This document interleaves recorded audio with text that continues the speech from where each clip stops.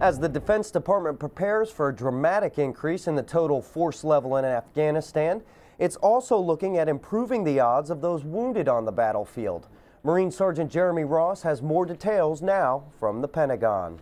Well, in Iraq, 1 hour is the standard for U.S. troops who are wounded to reach medical safety and treatment. That's known as the Golden Hour. During remarks to reporters Thursday at the Pentagon, Pentagon Press Secretary Geoff Morrell said that troops in Afghanistan could soon have a similar timetable. With regards to medevac, as you may have read, this is something the Secretary has been focused on lately. As you all know, we have had remarkable success in having our troops who have suffered what would in previous wars likely have been fatal wounds, having them survive and indeed thrive in many cases after attacks of that nature in Iraq.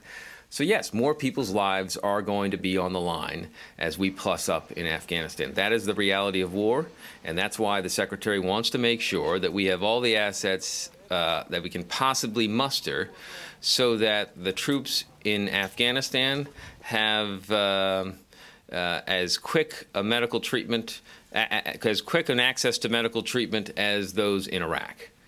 Now, Mr. Morrell also said that the time it takes for wounded troops in Afghanistan to reach hospitals has already recently dropped from 2 hours down to about 71 minutes.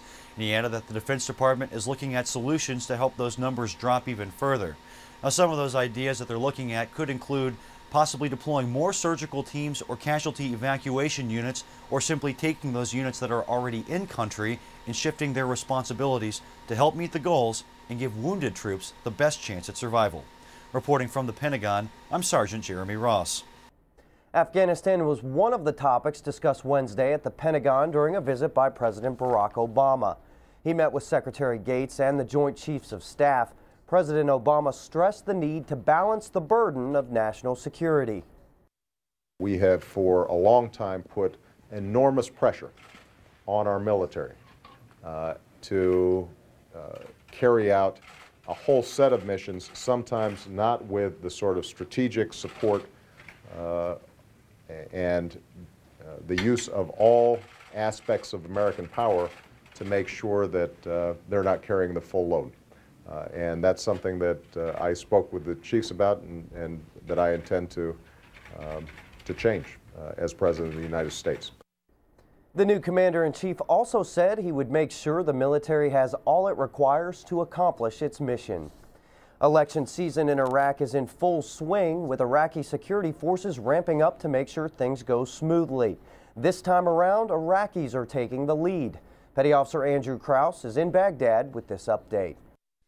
The Iraqi 2009 provincial elections started off flawlessly. That according to multinational Force Iraq spokesman Major General David Perkins. General Perkins says the Iraqis are taking the lead for the first time. So this is really the first time the Iraqis have the major role of running the election. What we, the U.S. and the coalition forces is we are providing support where needed. We are helping securing from an outer ring portion this polling places. We are helping move some of the voting material. We are helping with some of the planning, but really the Iraqis are out front. They are providing the actual security at the polling places. They are doing most of the planning with regards to logistics, and we are facilitating wherever possible. General Perkins also highlighted a major success as the Iraqis are seeing more women participating in the elections. Well, we are seeing a huge increase not only in women voting, but with regards to women running as candidates. At the height of the ethno-sectarian violence, women almost disappeared from public view, let alone public service. And now we are seeing a number of women candidates out there, as well as a large number of women coming out to vote. The elections are scheduled to wrap up Saturday, January 31st, with the final provincial elections. Reporting for the Pentagon Channel, I'm Petty Officer Andrew Krause. Crews are working around the clock to get the power back on for more than 1 million homes and businesses blacked out by an ice storm that socked a big stretch of the country. Citizen soldiers from a number of states have been called to action.